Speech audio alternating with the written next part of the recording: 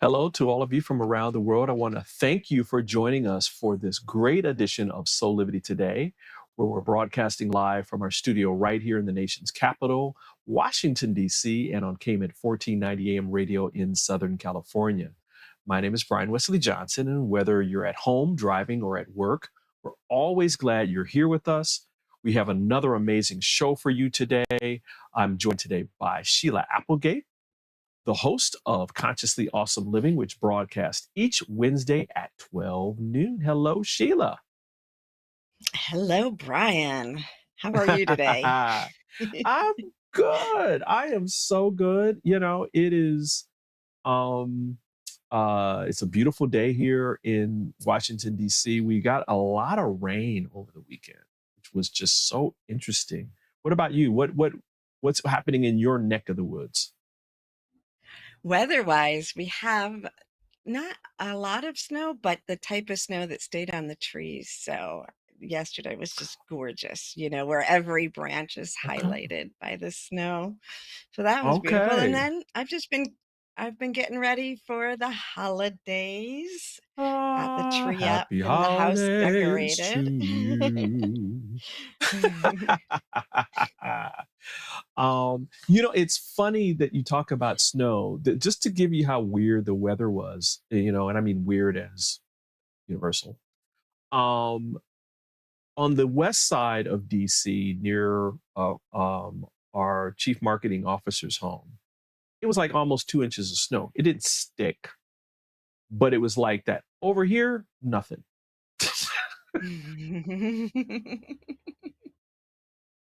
Well, Yeah. the beauty of our weather, um, and everything that's happening. I don't mind a white Christmas, but I don't need a white Christmas. I'll put it that way. I'm kind of living in Detroit for all those years with all those winter storms and stuff. Uh, I'm like, I'm over it. I'm kind of over it now. Anywho, um, a lot has happened over the last week, in the world, but something happened last Tuesday where the world of television and film wept. Legendary TV show creator and producer Norman Lear passed away at the ripe age of 101. And almost immediately, major media outlets started reporting his death. And so I know we've been talking about this, Sheila, off and on about, how, we wanted to kind of, um, memorialize him with something on Soulivity today, just to kind of say thank you. And so we were like, that's it. We're going to say thank you to Norman Lear for his life, his legacy, and all the good that he brought into the world. Um, his life was, I mean, Sheila, his life had a whole lot of twists and turns. I mean, we're going to talk, talk about a fraction of everything that he did in over that more than century of life. Mhm. But I thought that we'd start out with this beautiful tribute by CBS Sunday morning, I should say, that was just really great. And so want to start here, and then we can talk about, what our thoughts of Norman Lear, and in terms of his life. So everyone check out this great tribute, and we'll see you on the other side. The word prolific more than applies to television legend Norman Lear, the visionary behind any number of memorable TV shows. But prolific hardly conveys the pivotal role he played in transforming this medium, even our culture. Mo Rocca has our appreciation. Boy, the way Glenn Miller played. Songs that made the hit parade. Norman Lear, who died at the age of 101, didn't invent the situation comedy. But more than anyone else, he made sure that it said something important. My slide rule is if I care, you care. If I laugh, you laugh. If I think it's serious, you'll think it's serious. Without him, it's unlikely we would have ever met Sanford and Son, Maude, Well, we're moving on up. the Jeffersons, the families from Good Times, Dynamite! This is it. and One Day at a Time. I thought it would be nice for a change. Just remember, I hate change. Or that grumpy, grandstanding daddy of them all. When I began to cast All in the Family, my first thought, the only one I had in mind, that was a name I knew and a face I knew and a personality I understood, was Mickey Rooney. And he thought it was ridiculous that I was thinking of doing a show about a bigot. You're going to get killed in the streets, he told me. They're going to shoot you dead. 1, 2, 3. But Norman Lear understood that the America of 1971 was ready for the warts and all realness of Archie Bunker. The very first script from All in the Family. Oh, for crying out loud. As he told CBS News chief medical correspondent and his own son-in-law, John LaPook. There's nothing that unites people more or better than laughter. And All in the Family in particular, when I think about that, there were people on either side of the political spectrum who saw something in it for them. I like to think what they saw was the foolishness of the human condition. I ain't over the hill. Well, you can certainly see the top of it. Finding the funny in the serious began early for Norman, when he was growing up working class in Connecticut. You're 9 years old and you find out that your father is going to prison. What is that like? It's terrible. It's terrible. I adored him. His father, convicted of selling fake bonds, was sent away to prison for 3 years. Lear still remembers a neighbor's words of wisdom. Puts his hand on my shoulder and says, well, you're the man of the house now, Norman. And they're there, a man doesn't cry. 9 years old, I'm hearing that. Ultimately, it taught me there's humor everywhere, in every situation. Lear's worldview was also shaped by trips to New York City, looking out the train window into the apartments of Harlem. They felt like they were 8 feet away. They were probably 30 feet. They were very close. And the windows leading into the apartments were very visible, and life inside those windows. And they were largely African American. And I used to wonder about them. Who were these families? Who were these families? What were they thinking? What were their problems? I also had something in common with them. I knew by then that as a Jewish kid, there were people who hated me simply for that reason. And I understood certainly by then, that black people had it worse than I had it. Just a few years later, Lear would look out different windows a world away. How you doing, buddy? I hug. Hey, good to see you. I hug. Yeah. During World War II, Lear served as a radio operator and gunner, flying more than 50 bombing missions over Germany and Italy. His escort during some of these dangerous flights, the famed all-black Tuskegee Airmen. So it's 70 years later. Yeah. In 2015, Lear met one of them, Professor Roscoe Brown, face-to-face for the first time.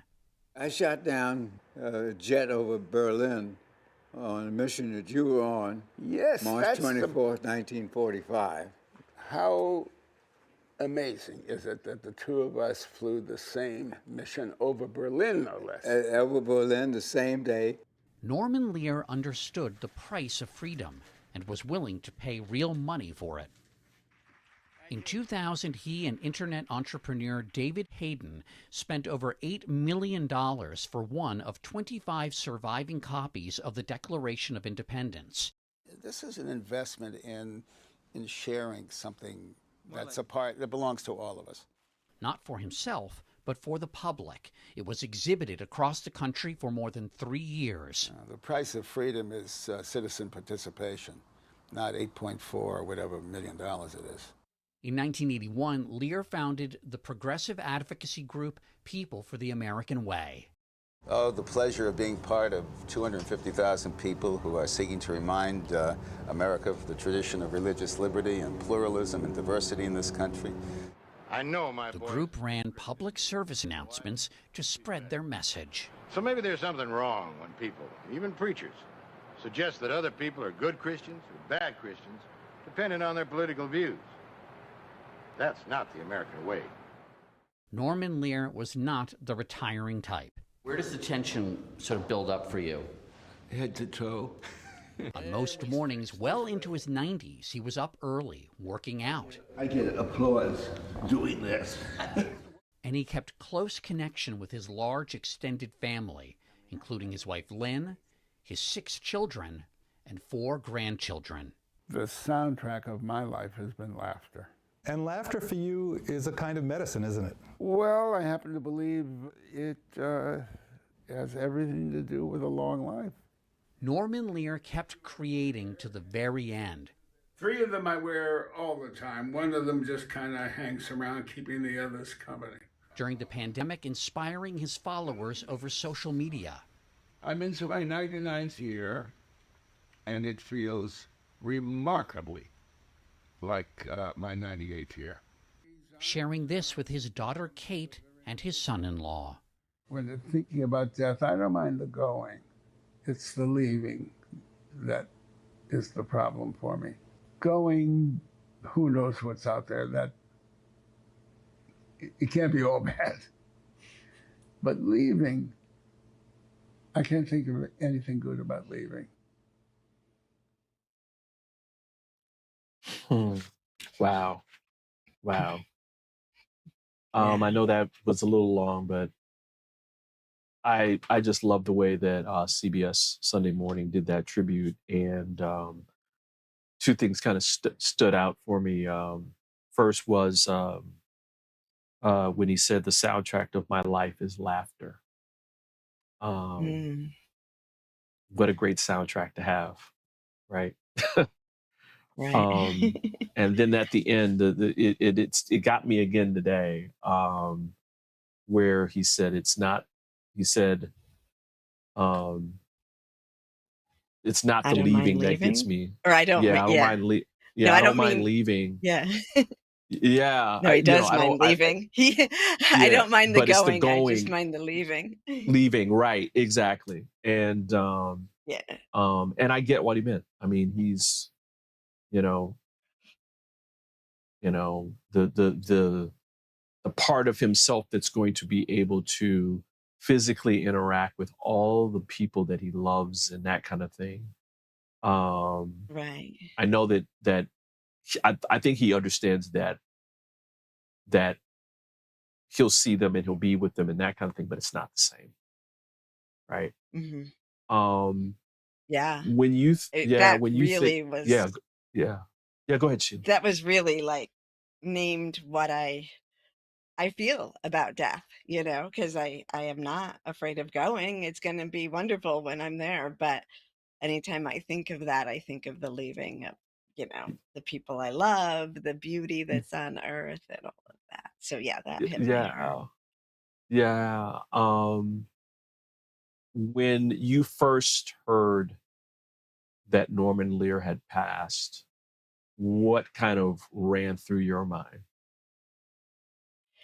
So I first heard it. I think I woke up to a text from my daughter telling me Oh, that he had wow. died, and that even though he was 101, that she was sad. And so it was this moment of, yeah, like feeling the timelessness of the generations who were touched by him.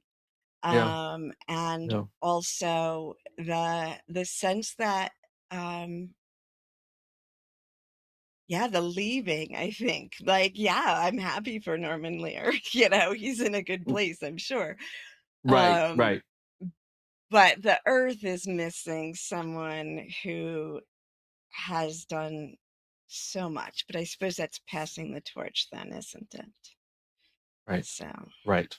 To how about you? the well, I was sad. I was a little I knew that he was still alive.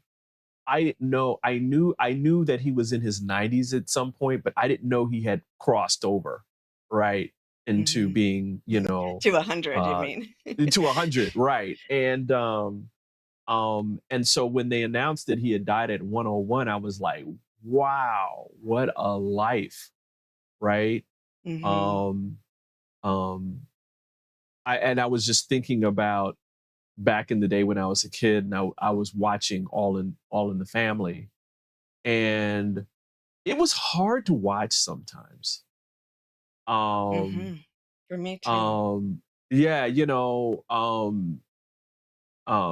because of Archie Bunker, right? It's right, like Norman Lear put Archie Bunker right in front of your face. And here's this Hmm. character who is a bigot, right? Um, loves his wife, loves his family, right? There was no denying that, and he was a bigot. And I didn't really get to understand the importance of that until I got older. The people who were around me who were older, like my parents and that kind of thing, they kind of got what he was doing, right? Hmm. Especially interjecting his son-in-law, who was this liberal progressive guy, right? And so they understood. And so I was like, wow, okay. As I got older, I was like, oh, okay. I got it now. I got it. I got it. I got it. He's shining a light on what's happening today, because that character wasn't in the past. It wasn't in the future. It was living into the day while all these things were going on. I mean, Vietnam, right? Hmm. Was happening. Different civil rights movement was happening. I think they touched on women's rights in terms of like, but yeah, they touched on women's rights, Abortion. They did. but They were abortion, yeah, the first, I think it was Maude was the first show to discuss abortion openly. right, And then yes, you also have the original One Day at a Time, which was right, the single mom. So, yeah, right. for women as well. So, he just took this on. He took the bull by the horns and was like he said in the piece, he was like, his good friend, Mickey Rooney was saying, you're going to get crucified if you have these shows, right? Have this first show about All in the Family, but there were other shows. There was a there was a quote, a interview with him where he was talking about Good Times, right? And Good Hmm. Times was like the first time any show, any creative went behind the scenes and was giving you life for, African Americans in the ghettos of Chicago, right? Yeah. Where there was this great love that was there, but it also showed you poverty, where it was like, we're eating oatmeal today. We're eating Hmm. oatmeal for breakfast, may have it for lunch, may have it for dinner, right? That kind of Right. thing. And the Black Panthers came and visited his offices. Did you hear about this? No, that's cool. I'm not Yeah, surprised. the Black Panthers came and visited him, and um, the story went where, listen, we understand, we appreciate, like Sanford and Son and Good Times is showing Black people, but that's just one side of Black people. There are also Black people that are like, you know well to do, Moving on up. or that movement. And so the Jeffersons was created, right? Where this Yeah. entrepreneur, George Jefferson, that had been in All in the Family, right? Because his wife originally was their housekeeper and maid. And and now you have this successful family, and it was a hit, right? Right. And then Yeah. they start dealing with interracial stuff with his daughter, you know, being in love and then marrying a white man. I mean, all these great things came out of this. So, man, it's just a lot there, a lot there. Listen, we're going to take a quick break because we got more of our thank you to Norman Lear coming up, including this next piece, which talks a little bit about his morality when it comes to his thoughts years later after he served in World War II. So stay there. We'll be back in 2 minutes. Hi there. This is Brian with Soulivity.com. I want to share some exciting news about our new Aspire Academy by Soulivity. Now, you probably want to know what the Aspire Academy by Soulivity is. Well, it exclusively connects you with people around the globe and who share the intense desire to improve themselves and create a better life for themselves today. There's classes, there's workshops, there's live events, and even more exclusively just for you. You see, I wanted you to have a safe space where you could grow, you can learn, and it would empower you in all aspects of your life, including your mind, your body, and your soul. So how do you get started? Well, it is so easy. First of all, the best part, joining Aspire Academy is absolutely free. Just click on the Join Now button, sign up, and begin your journey.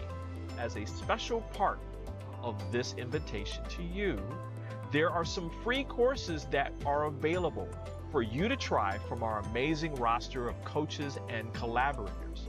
It's our way of saying thank you for all of your support and being with us along our journey of expansion. I hope you enjoyed the Aspire Academy by Soulivity today. Start the process. Learn more about your passion, your purpose, and how to live a higher quality life.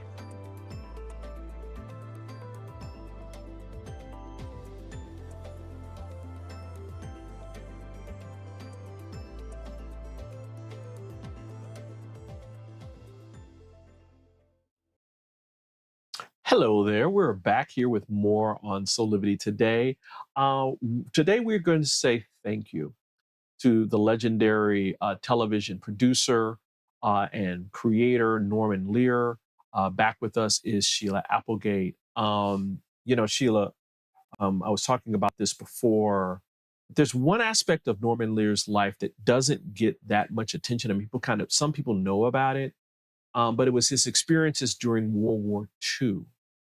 During the war, Lear served as a radio operator and gunner, and he flew more than 50 bombing missions over Germany and Italy. And one really cool thing was his escort during some of his dangerous missions and flights were the famed all-black Tuskegee Airmen. I thought that was really, really cool. But there's another side of this that I wanted to show you and our audience, which is this interview of his reflections on the moral quandary that was raised in his soul by the realization that German citizens were likely killed by the bombings he participated. So check this out, this great interview.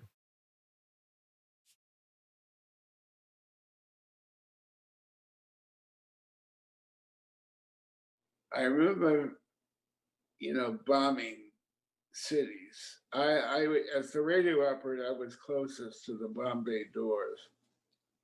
So I had the post that I stood up and bent over a little bit and had the clearest look at the Bombay doors. And I was the crew member that would let the pilot know that the last bomb had left the bomb bay and he could close the doors. So I was always looking over and watching our bombs drop from the bay and then gather with all of the bombs from planes around us. So I had the sight of hundreds of bombs dropping. And I remember thinking, imagining a table of a family of Germans sitting around a table as the bombs dropped. And I remember thinking about this pretty much every time I looked over. And imagined a bomb hitting a table full of families having a lunch and thinking, screw 'em.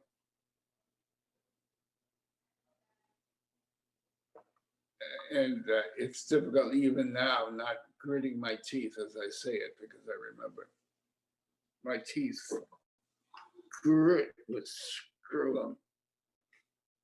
And then an hour later on the way home, I would be reflecting on that and wondering if in the course of my life, somebody came to me with a piece of paper that read, sign this and you will forever mean that you didn't give a damn if that bomb struck that family.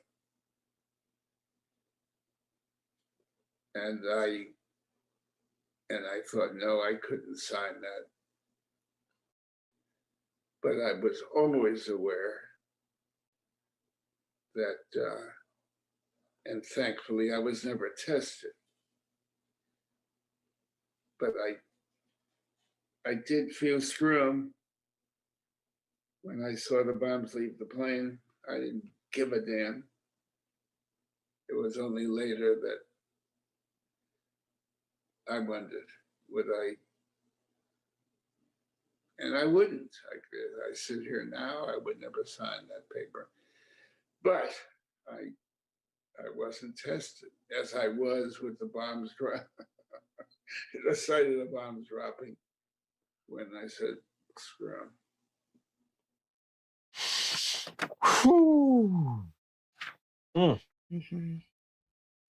Woo! Kind of shows you the depth of Norman Lear's thoughts about the world, right? Yeah, I think it's a really strong, it's kind of difficult to hear and to listen to and to follow. But when you think about his empathy, Yeah. his natural desire to be inclusive, and Yeah.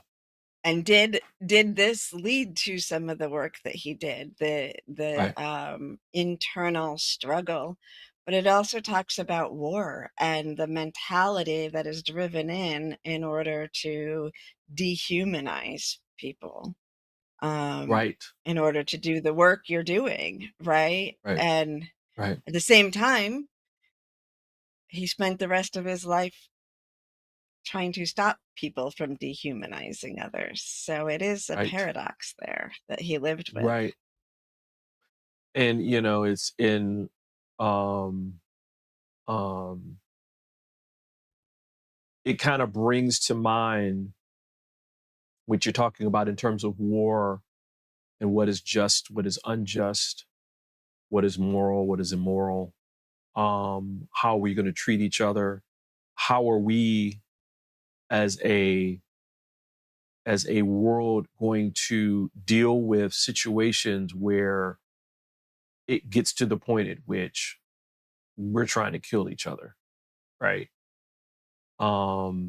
Because it really hit me in my heart. It hit me in my heart because there was a fantastic movie. It was a book and then it became a film, directed by Steven Spielberg. I don't know if you saw it. It was called The Book Thief. And The Book Thief shows the war from the perspective of Germans, not Jews, just Germans, right? Who were non-Jewish, and what was happening with them at that time. And there was a scene where, you know, up until this point, the Americans and the Allied forces were bombing factories only. They were only bombing those because those were considered military targets. And this one time, they either made a mistake or whatever, and they bombed where civilians were living. And the home of this little girl who was called the Book Thief, her house and neighboring houses were bombed, and her friend was killed. Her friend who was a boy who got killed, who idolized Jesse Owens. And it just made it so real. Like, you know, in terms of the world order and that kind of thing, the Nazis were bad, quote unquote, and all this stuff. And we were trying to fight against them and this kind of thing. But there were also other civilian families that, you know, were like just trying to live their lives, right? And that died because of it. I mean, they were the collateral damage, just like in other parts of the world, in London and in Paris, in France, in Italy, and across all of Europe during that time. And so to see him being open about his moral quandary in terms of wrestling with that, seeing the bombs being released, was just really powerful. Really powerful. Indeed. Indeed.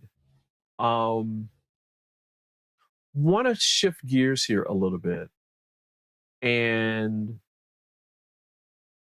talk a little bit about the next video that we're about to see. You know, as we were talking about this before, Norman Lear's career had a major effect on literally thousands of people in Hollywood, including some of the best known celebrities of today that we know as mainstream, right? Mainstream celebrities. Names like Rob Reiner, B. Arthur, Esther Roll, Jimmy Walker, John Amos, Valerie Bertinelli, Kim Fields, George Clooney, and many, many, many others.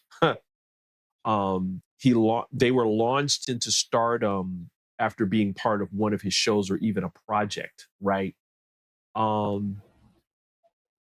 want you, Sheila, and our audience to kind of take in this next clip that gives an example of one of those actors at the time was a comedian who got a break because of Norman Lear and how it transformed his life. We're going to continue our look at the life and legend of Norman Lear this morning. He revolutionized TV comedy with shows like, and we all know them, All in the Family, right, Sanford and Son, Good Times. You know, he helped launch the careers of some of the biggest stars. In a recent interview before Lear died, Billy Crystal remembered how the producer gave him a big break nearly 50 years ago. Do you feel you've been lucky? Yes, here's why. Yeah. This is a perfect example. Okay. I do 20 minutes at the Comedy Store, 1975. I'm new out there. It's only my third or fourth trip to California and so on. I do 20 minutes, and in the audience happened to be Norman Lear. And Carl Reiner was there, and it was, so it went really well. Okay. He comes outside, he introduces himself like, hello, I'm Norman Lear, like, yes, of course you are. Yeah. And then, so that was, he said, really like this something, tell me about yourself and so on and so forth, and that was it. So I'm back in Long Beach, you know, and I'm actually feeding my daughter, who's now 2.5, and the phone rings. I said, hello, is this Billy? Yes, it is. Hold on for Norman Lear. Hello? Hi, Billy, it's Norman Lear. We met at the Comedy Store. Like I have, yes, introduce himself, you know. Listen, there's a part in All in the Family coming up. I thought this would be, you and Rob would be really good together. I think, you know, you play his best friend. The episode's not there yet, script-wise, but it will be. That's how we work here. But I think I'd love to team you two guys together. So can you get out here? And boy, could he get out there. Crystal says he became real-life friends with Rob Reiner. They're still friends to this day, who went on to put Billy Crystal in classic movies like The Princess Bride and, of course, that iconic When Harry Met Sally. Now, I just happened to be interviewing Billy 2 days ago about the Kennedy Center honors. We're doing a profile. You're going to see that a little bit later on. And he told me that he had gone to see Norman Lear at his home to talk to Norman about being a Kennedy Center honoree, because Norman was the oldest Kennedy Center honoree. Okay. He said he just had a feeling they had a wonderful time, wonderful conversation. He thought that might be one of the last times he saw him, and it was. But they're very close. Oh, very wow. close. Beautiful. Norman Lear. Wow. Wow.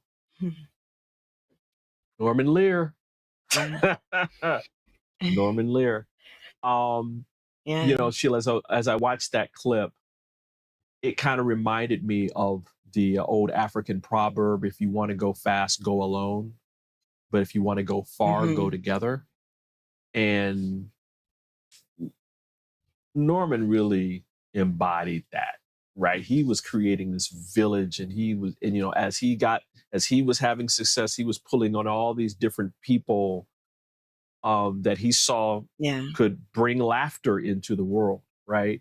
Because he said that was the soundtrack of his life. What were you thinking about when you saw that video?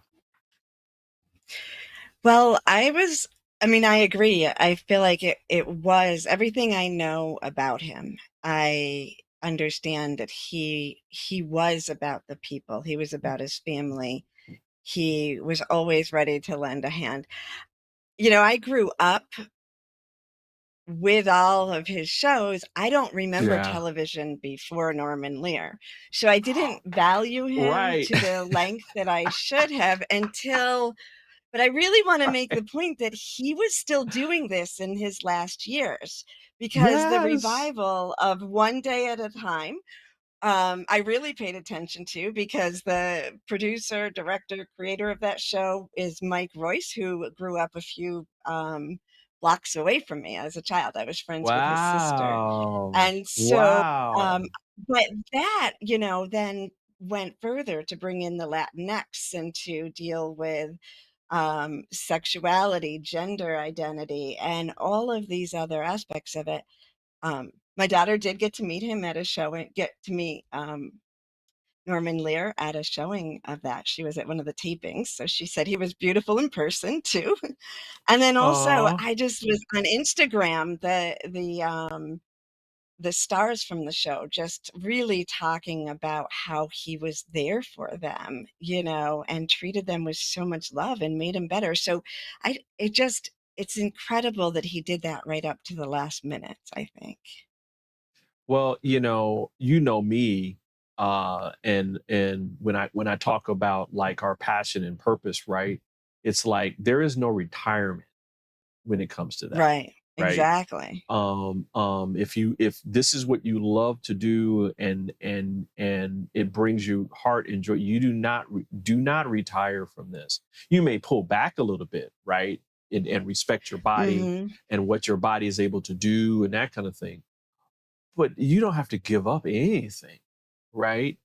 I mean, we were just talking offline about the fact that he had just did an interview like this year, right? Like 4 or 5 months ago, and you know, was still talking about, you know, the projects that they're doing and that kind of thing, and was living a very, very full and healthy life. So just man, amazing. See the life that he lived, where he's touching people everywhere. Like, you grew up with this person down the street. I know, and it's wild. changed this guy's right. life, I right? don't live in Hollywood. I lived in DeWitt, New York. Yeah. Right, exactly. Oh man, listen, we're gonna take another quick break, everybody. But when we come back, we'll have some final thoughts, as well as maybe a final thank you as well. So we'll be back in a couple minutes.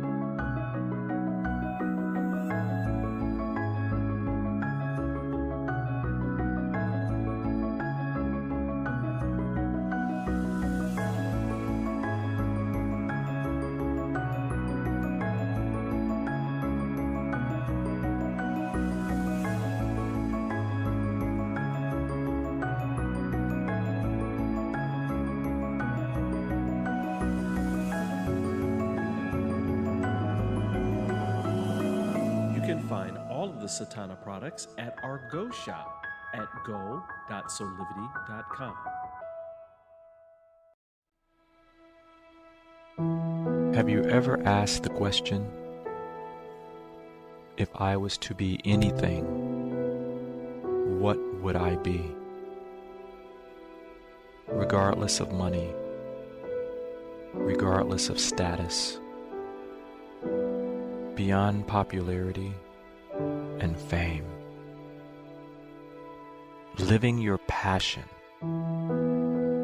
feeling your life has purpose. Soulivity is a space to nurture that which lives in all of us. A place where work can become play, and doing what we love creates the dreams of a lifetime.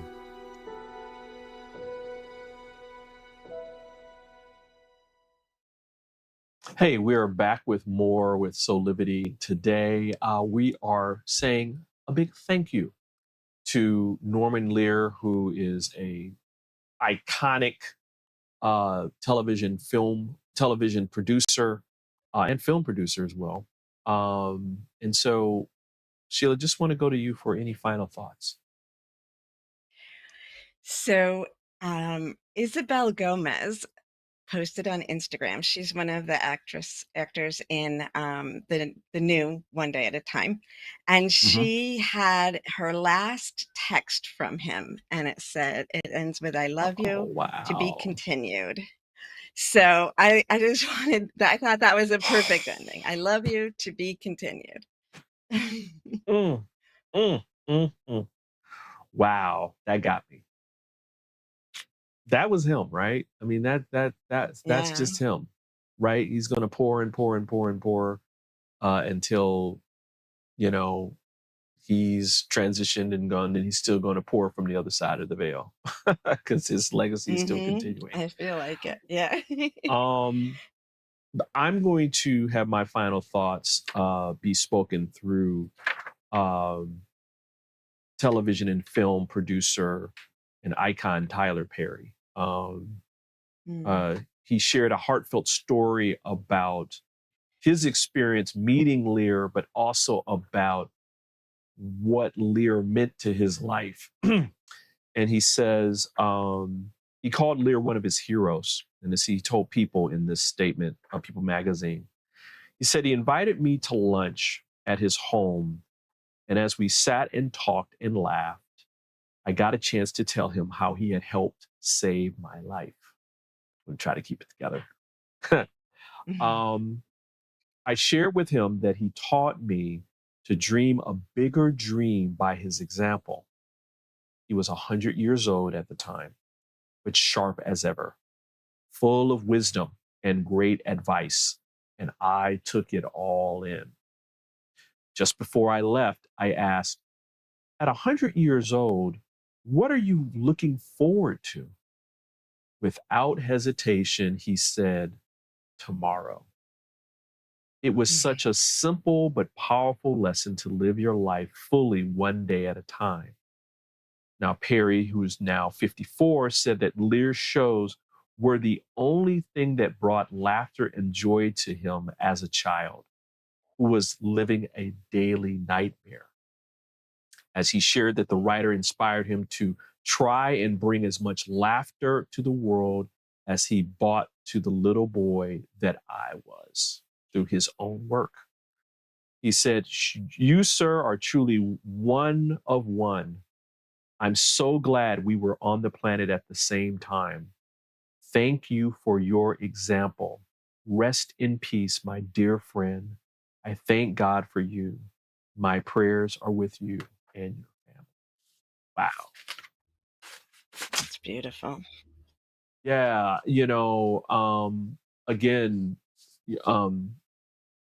Tyler Perry's story, specifically as a child, is told in a new documentary that's on, I think it's on Netflix. And he had a very, very, very difficult life as a child. And then as a young adult. I mean, he was homeless and this kind of thing. So when you think about what was help moving him through some of these times was the example of Norman Lear. It just is a reminder that you never ever know who's watching, who's looking to you for inspiration, uh, um, and that your love and service through the world, through your passion and purpose, really does have an effect on the world around you. And so, just a great reminder of that. So, thank you, Norman. Thank you, thank you, thank you, thank you. Why don't we get to some Soulivity plugs here, because I don't want to run out of time, because you've got something fantastic that is coming up. Um, um, I think in the new year, it's a great way to break in the new year, right? So can you tell people about this wonderful thing? Yeah, Consciously Awesome Gnostic Adventures starts January Yes. 16th. Right? If you want to bring more wonder into your life and connect with your higher consciousness and use it in a way that will help improve your relationships, your work, your manifestations, everything that brings you joy, then come to SheilaApplegate.com and check out Consciously Awesome. It's a fun-filled way to really integrate your higher levels of consciousness into your life. And it's for people who have never done any work in this area and people who have, because it brings the pieces together and takes you in a really imaginative way into a new way of looking at the world. So we're looking forward to having you with us. Oh, I cannot wait. And so we're going to repeat that again. People need to go to SheilaApplegate.com, register now. It starts on January 16th in the new year. And so it's a great way to spend the new year, Man, I've got this frog in my throat now. Maybe Norman's kind of tickling me in my throat. It's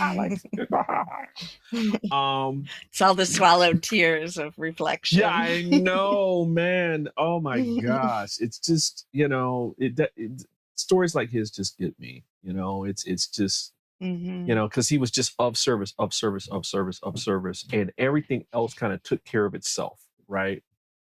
And he changed all these lives. So, again, thank you.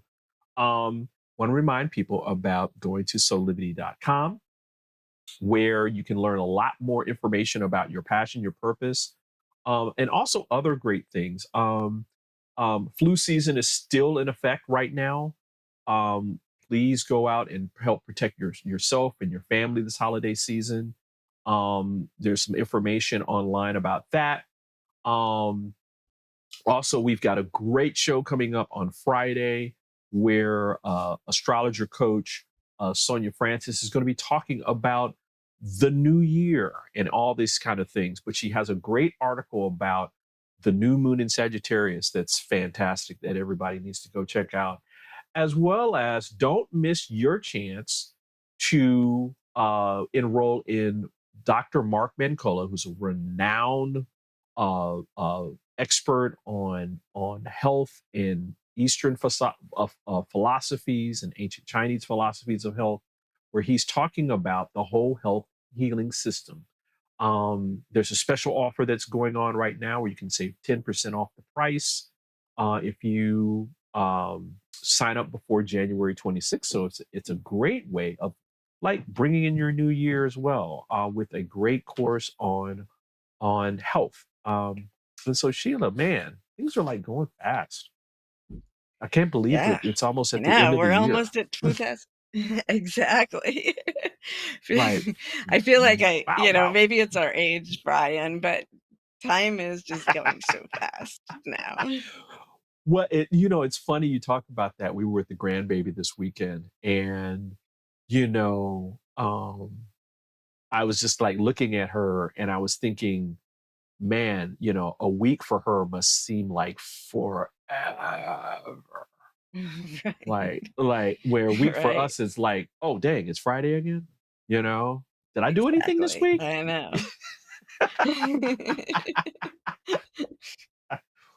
Thank you, Sheila, for being here and helping me say thank you to Norman Lear today. It's an honor. Thank you, Brian, for doing this. Before we get out of here, just want to remind people, follow us on social media. We're on all the major platforms. Specifically, also subscribe to our YouTube channel at Soulivity Magazine, one word. You can find us there on YouTube. You're going to find out where, you know, about our upcoming shows, our existing shows. You can watch all of those, and you'll be notified every time that we go live with Soulivity Today and any of our other shows. Remember, Wednesdays and Thursdays, we've got some great Soulivity TV shows, Consciously Awesome Living on Wednesday, and the Steps to Happiness show on Thursday, both at noon. Listen, almost running out of time here. Just want to say again, thank you for joining us out there. Really appreciate all your support, everybody, in terms of Soulivity Today and what we're trying to do here. Got more great things that are going to be coming up in the future, more great guests. If you have an idea or you have something that you want to share with us, feel free to email us at soulivity@soulivity.com. If you have like a show topic that you want us to tackle, or even if you want to just say hello and give us some ideas and some feedback on what we're doing, we appreciate your commentary. So listen, until next time, this is Brian Westley Johnson on behalf of all of us here at Soulivity Today saying thank you for joining us. And listen, keep on living your life with passion and purpose, and you will create a best life, a high quality life of living where you're thriving today. We'll see you next time. Bye for now.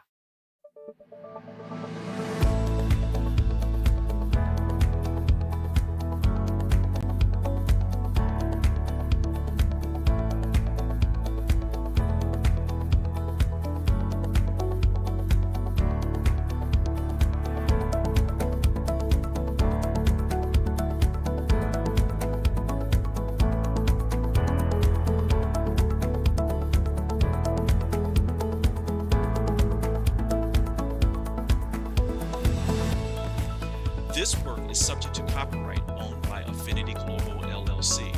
Any reproduction or republication of all or part of this is expressly prohibited unless Affinity Global LLC has explicitly granted its prior written consent. All other rights reserved.